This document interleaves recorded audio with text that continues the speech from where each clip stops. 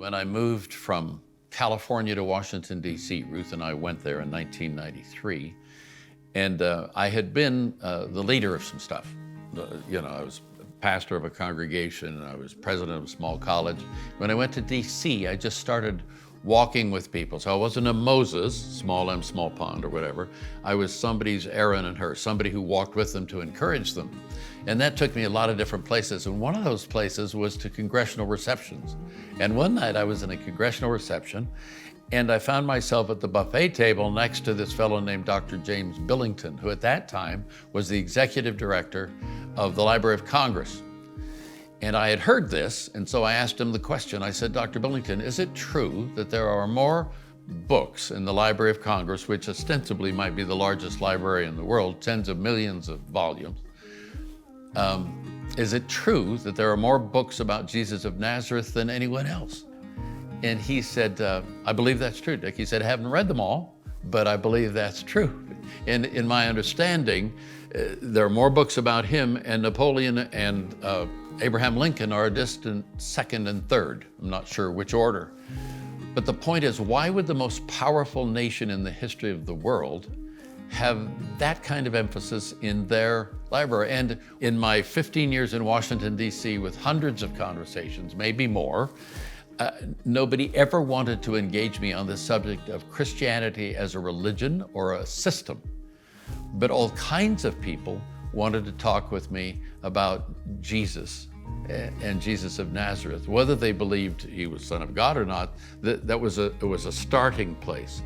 And I just found that to be fascinating. The very first time that I got there to DC, when I was exploring the possibility of going there, I went and followed a guy around for a week.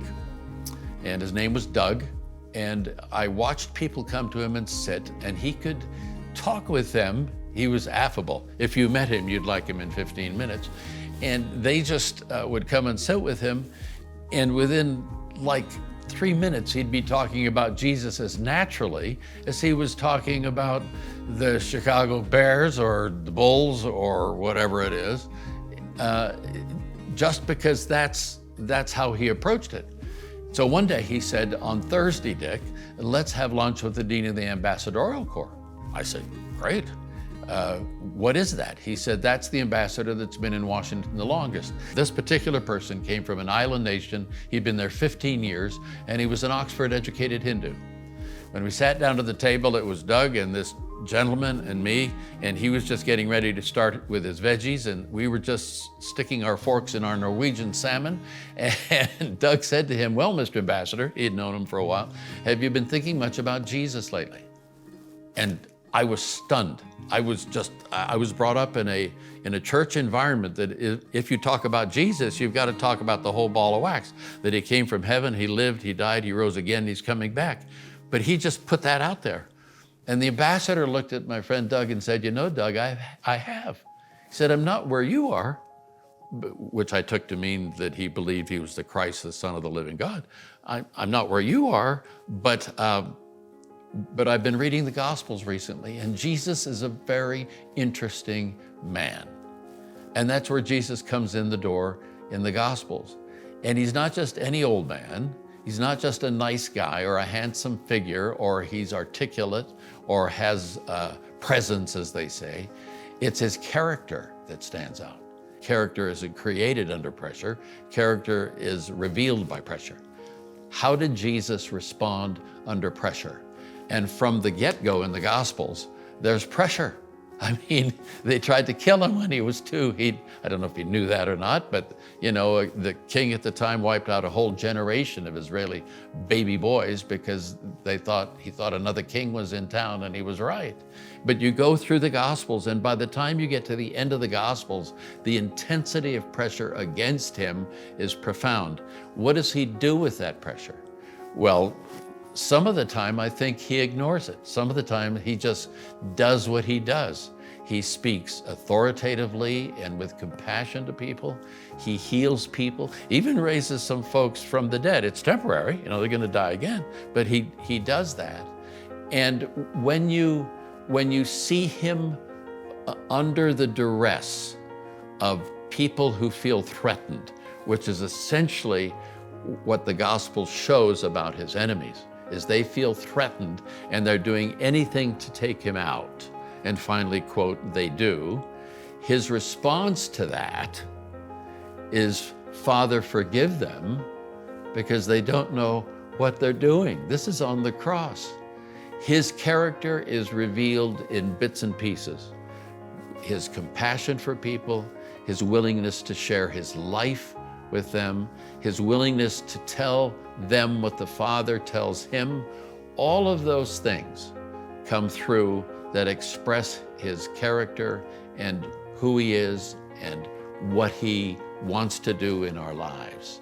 And all of that setting of what we call Christmas, all of the setting of Jesus' birth, has to do with God saying, okay, I'm going to identify with you in your very first trauma. He says, I'll identify with you in your full journey as a human being so that you can start understanding and have access to me. I think Jesus is the complete expression of God the Father, because the Father chooses to be vulnerable and say, okay, I'm going to show you not only who I am, but how I think and how I walk. And so I'll identify with your person. I want to take care of your issues, but I'm going to identify with your person first. That's what I love about Bethlehem, about the Bethlehem story. I'm 30 years old, living in Urbana, Illinois. Ruth and I have these 4 kids under the age of 7, and I'm walking in my 3-piece suit back in the day, and I don't have a backpack, I got a briefcase. That's what you had back in the day, and I'm tired. So I toss my briefcase on the couch and I fall belly down on the front room floor. And if you have teenagers, sir, they'll see you stretched out in your suit or whatever on the front room floor, and they'll go find mom and say, Dad's weirded out, you need to call somebody, whatever's going on there, to take care of him. But if you have little kids, sir, and you go belly down on the front room floor, what happens? What happens is they pile on you because the giant has laid down. I mean, I'm 6 feet tall. That's 2.5 times taller than a preschooler. That would be, in my setting now, that would be a 15-foot high guy walking into the room saying, how you doing, Dick? I say, I'm good. Have you cleaned up your room yet? No, but I'm just going to. I mean, it's that kind of thing. And when the giant lies down, I have access to him. And when vertical power goes horizontal, I have access and I don't have to be afraid.